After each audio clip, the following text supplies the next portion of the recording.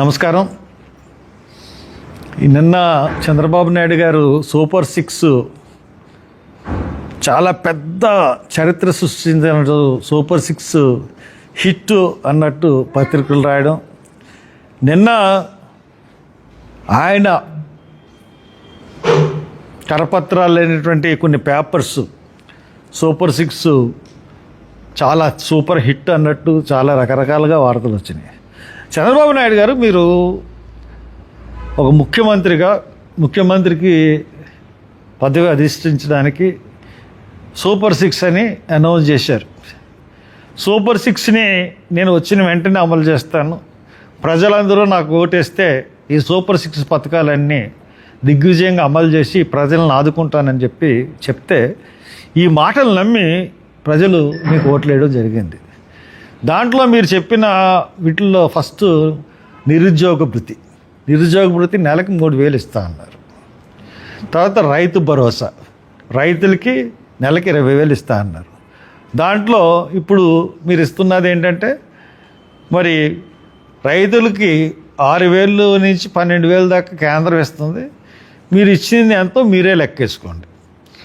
తర్వాత ప్రతి బడికి వెళ్ళే విద్యార్థికి తల్లికి దీవెన అని చెప్పి 15,000 ఇస్తా అన్నారు. ఒక సంవత్సరం ఇవ్వలేదు, రెండవ సంవత్సరం నుంచి ఇచ్చారు, అది కూడా 13,000 ఇస్తున్నారు. 4 ప్రతి మహిళలకి 1,500 చొప్పున ఉచితంగా అదే పింఛన్ ఇస్తా అన్నారు. ఎందువల్లంటే 19 సంవత్సరాలు పైబడిన ప్రతి మహిళకి 1,500 ఇంతకుముందు జగన్మోహన్ రెడ్డి ఇచ్చారు, అదే పథకాన్ని కొనసాగిస్తామని చెప్పారు. చెప్పినా కానీ మీరేం చేశారంటే, ఆ పథకం ఇస్తే ఇంకా ఆంధ్రప్రదేశ్ని అమ్ముకోవాలని చెప్పి మీ అచ్చెన్నాయుడు చెప్పాడు. తర్వాత ఆ పథకం ఎత్తిస్తట్టే, అంటే సూపర్ 6లో ఒక పథకాన్ని మేము చేయలేమని క్లియర్గా చెప్పారు. ఇంకా ఐదో పథకం ఏంటి, గ్యాస్ సిలిండర్లు సంవత్సరానికి 3 ఇస్తా అన్నారు. సంవత్సరం అయింది మీరు వచ్చి, సంవత్సరం 2 నెలలు అయింది, సంవత్సరం 3 నెలలు అయింది. మీరు ఇచ్చిన గ్యాస్ సిలిండర్లు ఏంటండి, నిన్నేయో లెక్కలు చెప్తా ఉన్నారు, అంత ఇచ్చామని. మీరు యాక్చువల్గా మనం గ్రౌండ్ లెవెల్లో మనం చూసుకున్నట్టయితే యాక్చువల్గా మీరు ఇచ్చింది 1 సిలిండర్ ఇచ్చారు. ఇప్పటికి మీరు ఎన్ని ఇవ్వాలి, 4-5 సిలిండర్లు ఇవ్వాల్సింది, 4 సిలిండర్ ఇవ్వాల్సింది 1 సిలిండర్ ఇచ్చారు. దాంట్లో కూడా ఫెయిర్. ఇప్పుడు మహిళలకు ఉచిత బస్సు 6ది ఉచిత బస్సు నిన్న అనౌన్స్ చేశారు కానీ దాని మీద క్లారిటీ లేదు. చాలా బస్సులకి అది వర్తించదు అన్నది ఎక్కువగా ప్రస్ఫుటమైంది నిన్న. కాబట్టి మీరు సూపర్ 6 విషయంలో మటుకు పూర్తిగా ఫెయిల్యూర్ అయిపోయారు. 2 పథకాలు కంప్లీట్గా మీరు ఇవ్వలేమని చేతులు ఎత్తేశారు. నిరుద్యోగ భృతి, మహిళలకి 1,500. తక్కిన 4 ఒకటేమో సిలిండర్లు కూడా ఇవ్వలేదు, ఇచ్చినట్టు కాదు. తల్లికి 100 ఒక సంవత్సరం ఎగ్గొట్టేశారు. ఇవన్నీ కూడా కొన్ని ఒక బస్సుతో తప్పితే దక్కినవన్నీ కూడా గత ప్రభుత్వంలో ఇచ్చినాయి. ఆ గత ప్రభుత్వంలో ఇచ్చినవి మీ ఈ సంవత్సరం మీరు ఒక సంవత్సరం ఇవ్వలేకపోయారు. అంటే యూఆర్ ఏ ఫెయిల్యూర్ సీఎం. కాబట్టి మీరు 100% మీరు ఎట్టి పరిస్థితుల్లోనూ ఇది గొప్పలు చెప్పుకోకుండా, తర్వాత మీరు నిన్న స్పీచ్లో నేను చూశాను, ఆ స్పీచ్లో ఎలాగుందంటే ఎన్నో కంపెనీలు అంట. ఓరు బాబోయ్, నేను చూశాను పేపర్లో. ఆ పేపర్లో చూసినప్పుడు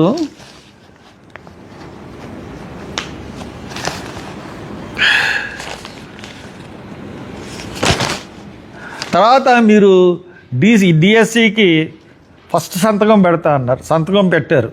కానీ సంవత్సరం 2 నెలలు అయిపోయింది, ఇప్పుడు దాకా ఒక్క పోస్ట్ కూడా పూర్తి చేయలేదు. బహుశా ఇంత అసమర్థమైన ముఖ్యమంత్రి నేను చూడలే.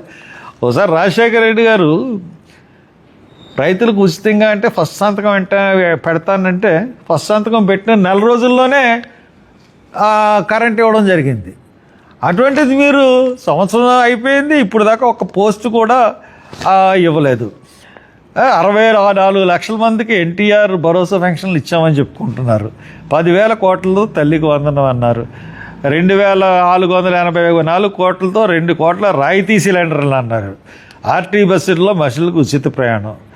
ఈ నెలాఖరుకు 16,347 టీచర్ పోస్టులు భర్తీ అన్నారు. ల్యాండ్ టైటిలింగ్ యాక్ట్ రద్దు చేశారు, సంతోషం. ఆలయాల్లో దూప విద్య, అర్చకుల వేతన, ఇవన్నీ స్మాల్ చెప్తా ఉన్నారు. మీరు సంపద సృష్టిస్తామన్నారు. ఏం సంపద సృష్టించారు? కారు చౌకగా మీరు కంపెనీలకి భూములు ఇచ్చేస్తూ ఉన్నారు. అంతే తప్పితే అటేపు నుంచి రిటర్న్స్ మట్టుకు ఇప్పుడు దాకా మనకి ఎక్కడా కూడా ఏం కనపడలే. రిటర్న్స్ వస్తాయన్న ఉద్దేశం కూడా లేదు. తర్వాత అన్నిటికన్నా ఫెయిల్యూర్ అంటే స్కాలర్షిప్లు ఇవ్వలేకపోతున్నారు. స్కాలర్షిప్స్లో మీరు అంత ఫెయిల్ అయ్యారంటే 6. మీరు ఈ రోజున ప్రైవేటు విద్యా సంస్థల పరిస్థితి దయనీయమైపోయింది. స్కాలర్షిప్లు ఇవ్వలేకపోతున్నారు. అలాగే మెడికల్, ఆరోగ్యశ్రీ, మీరు ఎన్టీఆర్ ఏదో పెట్టారు పథకం, ఆరోగ్యశ్రీకి డబ్బులు వెళ్ళిపోతారు. ఈ రెండు కూడా, ఎందుకంటే ఎడ్యుకేషన్ అండ్ హెల్త్ ఈ రెండు చాలా ఇంపార్టెంట్ కార్యక్రమాలు. ఈ రెండిట్లో కూడా మీ గవర్నమెంట్ కంప్లీట్గా ఫెయిల్ అయింది. కాబట్టి మీరు ఒకసారి ఆలోచించండి. నేనేదో మీరు చాలా బాగా చేసేస్తున్నాం అంటే మేము ఎవరు నమ్ముతారు మీ మాటలు? కంప్లీట్ 6 పథకాల్లో 3-4 పథకాలు మీరు కంప్లీట్గా అయ్యారు. అసలు ఏ పథకం, రైతుకు భరోసా కూడా కేంద్ర ప్రభుత్వం మీద ఆధారపడి మీరు ఇస్తున్నారు చెప్తే 6కి 6 పథకాల్లో కూడా మీరు ఫెయిల్ అయ్యారు.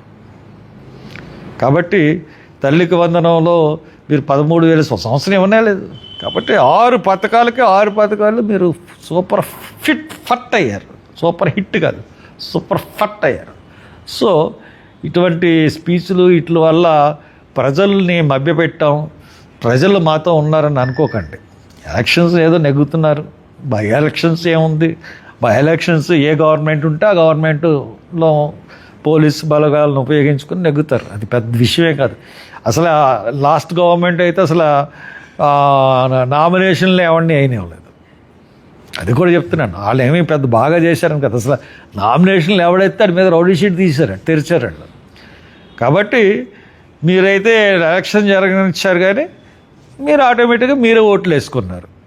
కాబట్టి ఇది నామినేషన్ బై ఎలక్షన్స్లో మేము నెగ్గేసాం అంటే సూపర్ 6 పథకాల వల్ల ఏమీ మీరు నెగ్గలేదు.